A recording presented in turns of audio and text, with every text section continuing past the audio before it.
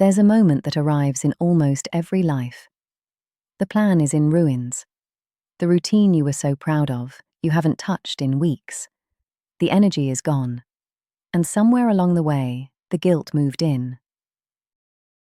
You find yourself staring at the wreckage of your own good intentions, thinking one quiet, devastating sentence.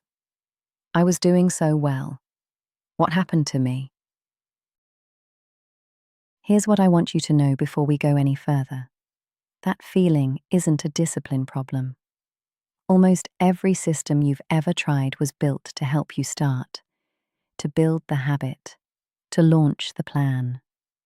Almost none of them taught you what to do when it all falls apart. And that gap between where you fell off and where you begin again is where people get stuck. Not for weeks, sometimes for years.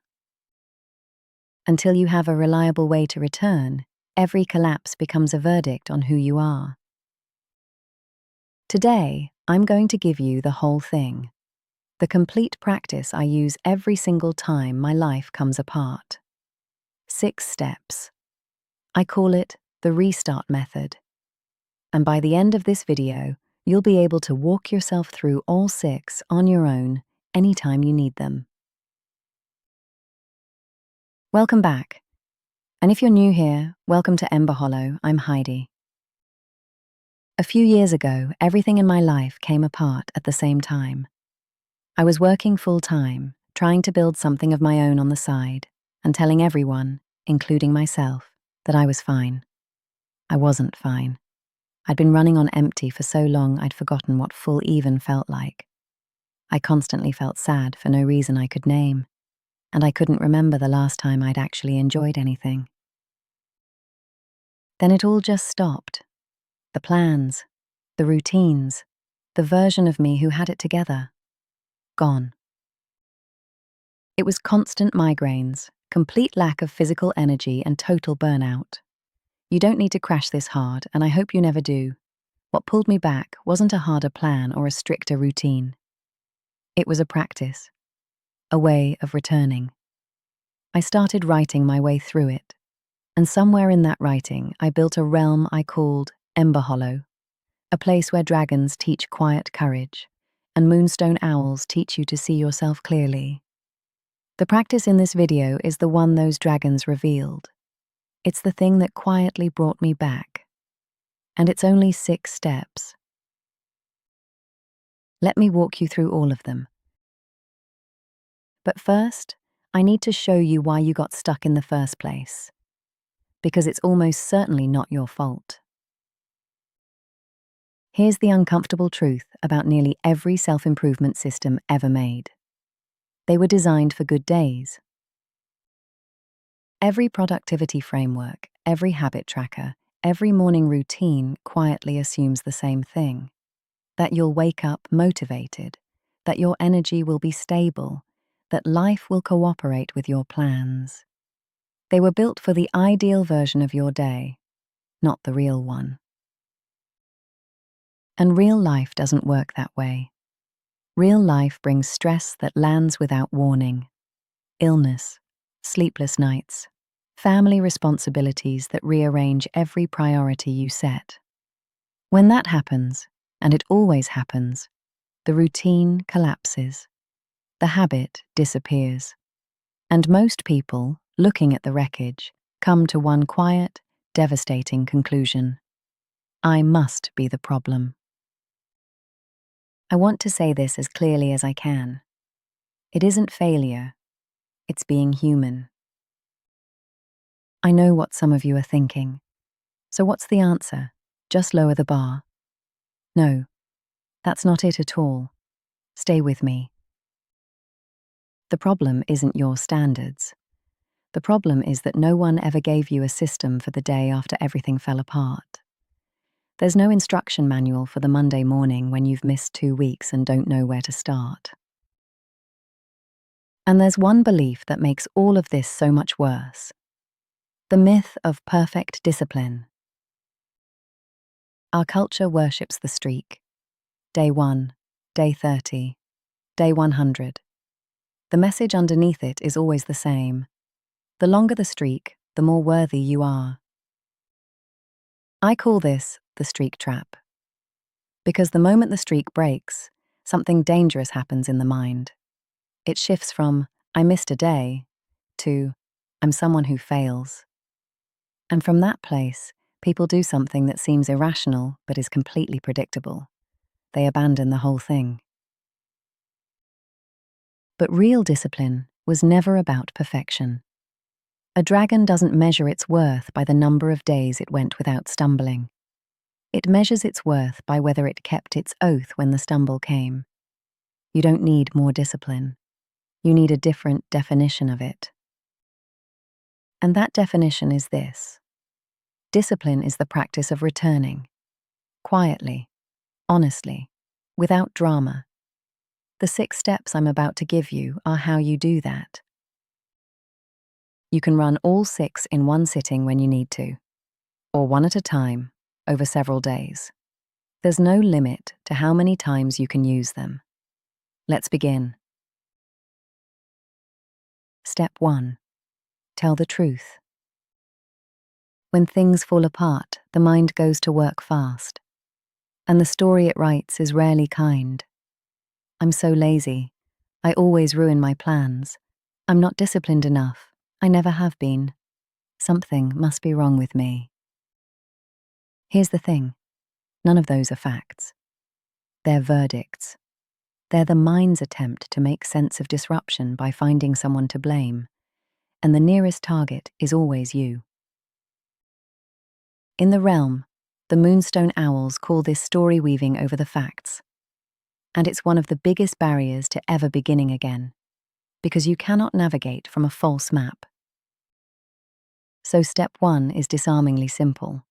State only the facts of what happened. No interpretation, no judgment, no story about what kind of person it makes you.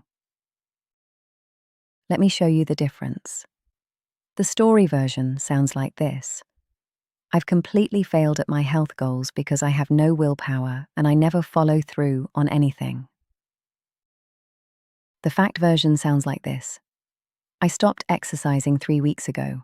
Work became very demanding. I was sleeping less than 6 hours most nights. My routine collapsed under the pressure. Can you feel the difference? The story makes you the problem, and problems are hard to solve when you are the problem. The facts open a door. They show you what actually happened, and quietly, they show you what might be done differently. So here's what to do. Open a notebook or your journal, and as if you were writing a report, not a confession, just a record, write down what happened, what stopped, when it stopped, what was going on around you, and the plain truth, with no verdict attached. Write until the story is gone, and only the facts remain. But here's the trap waiting on the other side of the truth. The moment you see clearly where you are, your instinct will be to do the one thing that makes everything worse. That's step 2. Step 2. Identify what you need. When plans collapse, the almost universal instinct is to push harder, to double down, to make up for lost time with extra effort and renewed intensity. That instinct is understandable, but it's almost always backwards, because the reason most plans collapse in the first place isn't a lack of effort, it's a lack of restoration. You ran on empty for too long, and something gave. Pushing harder into that same exhausted state isn't a restart. It's a repeat of the exact pattern that broke you. So step 2 asks you to do something quieter. Before you decide what to do, identify what you actually need. There are 6 core needs that come up again and again when life has fallen apart. I'm going to name all 6. Listen for the one that lands. The first is rest. If your body is depleted, it will resist every effort to force a new habit. Sometimes rest isn't the reward for the plan. Rest is the plan. The second is support. Trying to restart completely alone makes the inner voices louder and harsher than they need to be. Sometimes what you need is simply a witness. The third is structure. When life becomes chaotic, the absence of structure creates a kind of formless dread. Everything feels possible, but nothing feels doable. Sometimes you just need the smallest scaffolding, a consistent time, a consistent place. The fourth is boundaries. Many plans collapse not from weakness, but from invisible overcommitment. You said yes to too much, and your goals paid the price. The fifth is time. Some seasons are genuinely not the right season for big ambitions. Sometimes the honest move is to reduce the scope and give yourself the grace of adjusted expectations. And the sixth is compassion. This is the most underestimated of all. If you've spent the time since falling off track punishing yourself, you may need to actively practice self-compassion before anything else will work. Not soft excuses, the same understanding you'd offer a friend who told you exactly what you've been through. Rest, support, structure, boundaries, time, compassion. Pick the one that made something in your chest go quiet. That's your need this week. Naming it is not weakness. It's the first door to recovery. Now, knowing what you need is half of it. But this next part is where almost everyone overshoots and undoes all their progress in a single afternoon. That's step 3. Step 3. The one next step. Here's where most restarts go wrong. People who've been off track for 2 weeks respond by designing a system twice as ambitious as the one they fell off. More structure, more commitments, more goals. They launch with the exact intensity that probably broke them in the first place. And somewhere around day 4, it all falls apart again. Not because the goals were wrong, but because the approach was too big for the conditions. The dragons have a teaching for this. Choose the hard right, not the easy wrong. A dragon preparing for a long journey doesn't try to fly the whole distance on the first wing beat. It takes one powerful, deliberate stroke, then another. The distance is covered through the steadiness of the sequence, not the size of any single effort.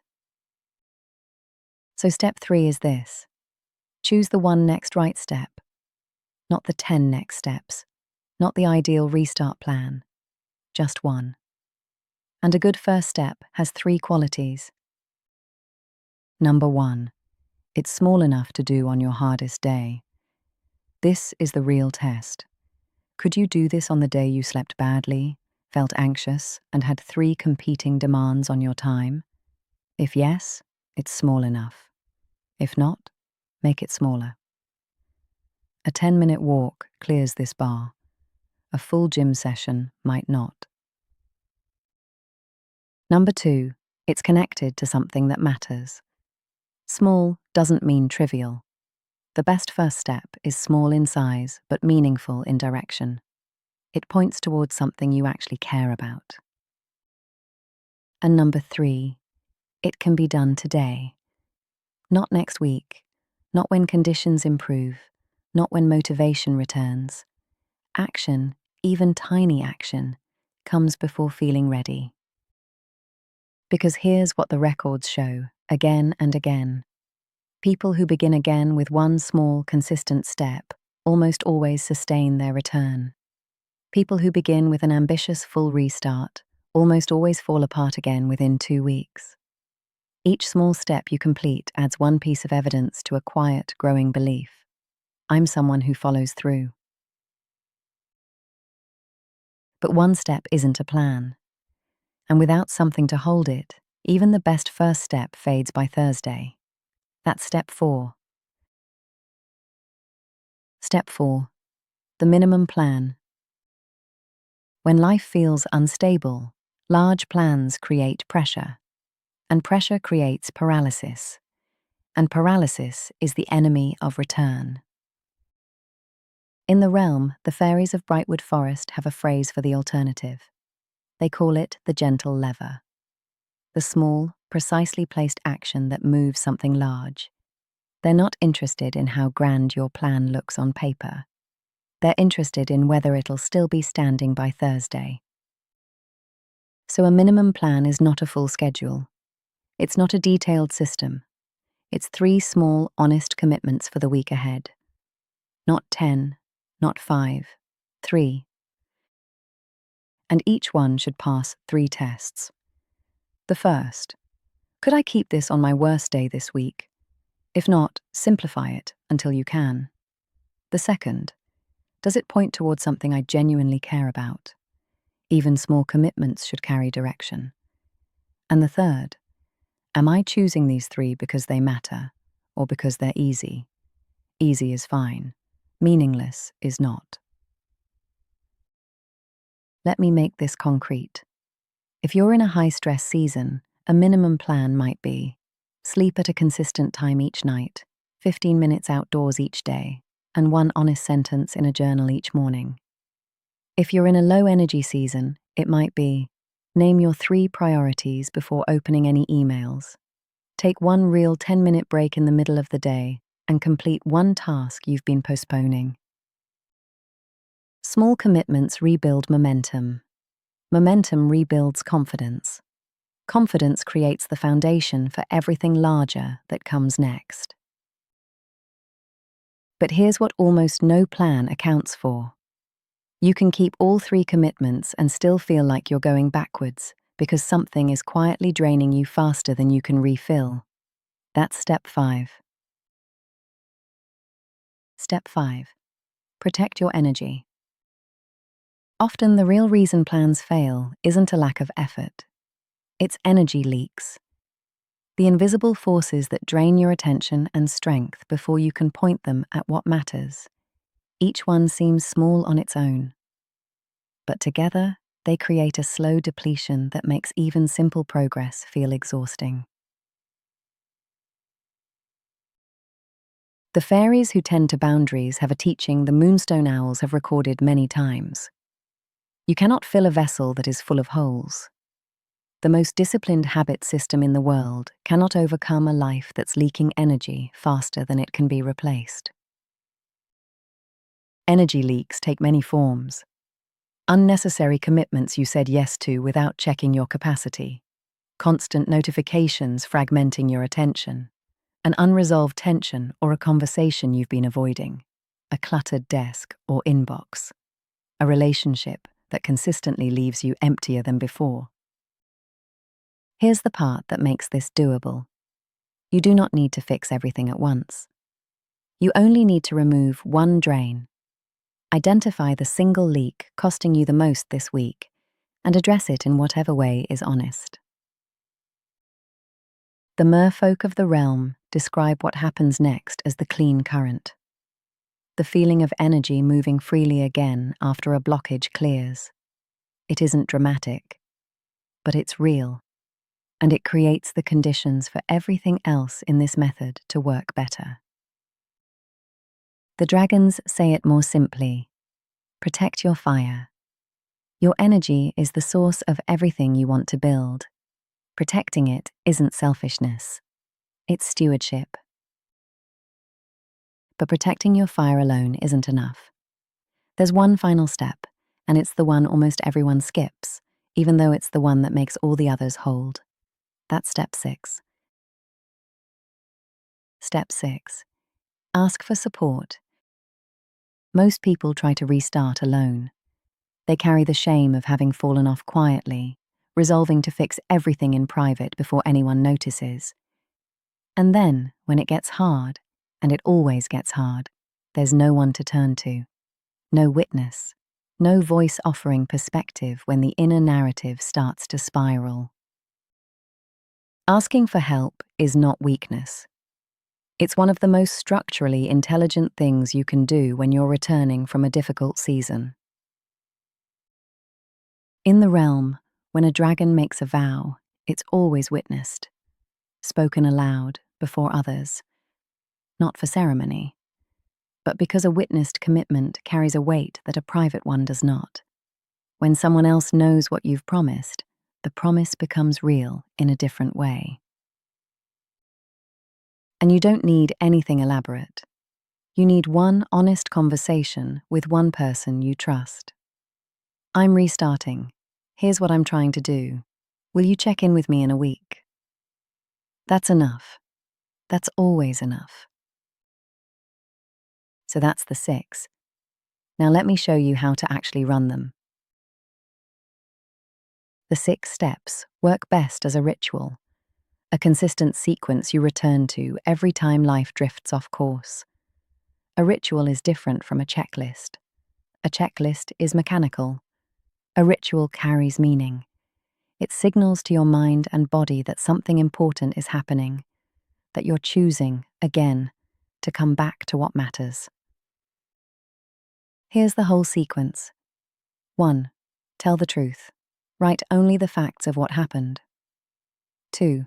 Identify what you need: rest, support, structure, boundaries, time, or compassion. 3.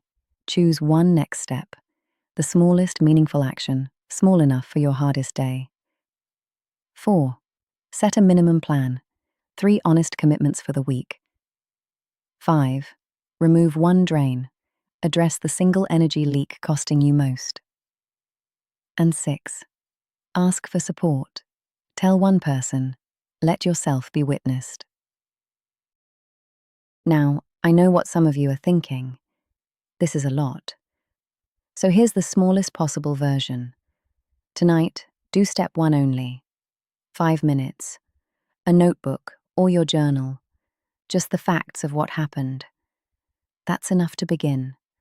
You can return for the rest tomorrow or next week. There is no limit to how many times you're allowed to come back. And that brings me to the part that changes everything. Not the steps themselves, but the way you measure whether they're working. Most people measure progress by continuity. How many days in a row? How long without interruption? It's an understandable measure, but it's a fragile one, because a single difficult week can erase the evidence of months of real growth. That's not accurate, and it's certainly not kind. So the restart method asks a different question. Not, did I stay perfect? But, did I return? Researcher Brené Brown spent decades studying shame and vulnerability. And one of the threads running through her work is this. What most of us call a discipline failure is often something quieter, a kind of low-grade self-abandonment. The more we hide the fact that we've fallen, the further we drift from ourselves. The fix isn't fixing yourself. The fix is being witnessed by yourself. That's why I want to give you one last practice. The Moonstone Owls call it the evidence record. It's not a log of goals or plans. It's a record of every time you chose to return. Each entry is simple. I came back. Here's when. Here's what I did next. Over time, that record becomes something extraordinary. Not a list of achievements. A map of your own character. Proof in your own handwriting that you're someone who does not stay down. Because the measure that asks, did I stay perfect, will erase a whole season of growth over one hard week. The measure that asks, did I return, counts that hard week as part of the practice. And it's the more honest of the two. So here's where I'll leave you. Some of the strongest people in the world aren't the ones who never struggle. They're the ones who've learned how to stand back up. Calmly, patiently, without drama. Returning again and again to what matters. The dragons of the Ember Highlands have a phrase for this. Carry the winds. Release the rest. Step forward with kindness. You don't need to watch this video again from the start every time you fall off. You have the whole practice now. 6 steps, 1 ritual, 1 question. It's yours. Plus, everything I've just walked you through, I've also written down. It's a free guide called The Restart Method, The full 6-step practice, gentle, on paper, yours to keep. The link's in the description below. If you want to go deeper on step 1, telling yourself the truth, I made a whole video on it. Click the video on your screen. And if this resonated, subscribe so we can keep learning and growing with these practices together. I aim for 2 videos a week. Until then, seekers, walk gently, be kind, and remember, you are already enough. The best self you seek is already inside you.